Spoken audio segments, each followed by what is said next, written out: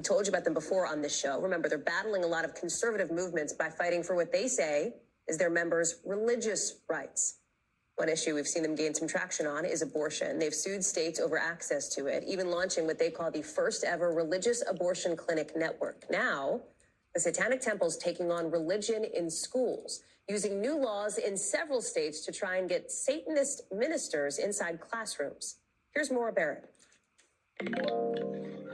Tonight, the Satanic Temple wants to put its own ministers in public schools in both Florida and Oklahoma. It's a move in opposition to conservative lawmakers in those states voting to allow religious chaplains to serve in schools, essentially as counselors. Chaplains have a very specific role. 13 other states have proposed similar bills this year. The demonic-sounding group using this debate to push back on certain Christian ideals and its increasing overlap on public life. If they pass these bills, they're going to have to contend with ministers of Satan acting as chaplains within their school districts. Lucian Greaves, who uses a pseudonym to protect against threats, is a co-founder of the Satanic Temple. They're going to lose in court.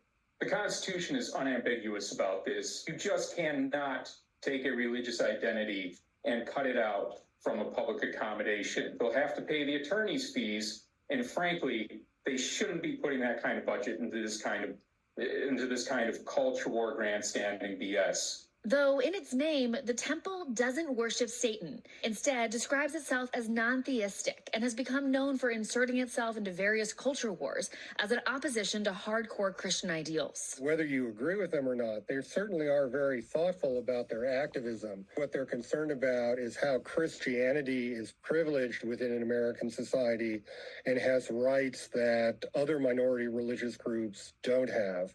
And so they see themselves as defenders of religious liberty and the rights of religious minorities. According to its website, the temple sees Satan as a symbol of eternal rebel in opposition to arbitrary authority and believes in reason, empathy, and the pursuit of knowledge. Their efforts come off as mocking and satirical, but are with serious meaning.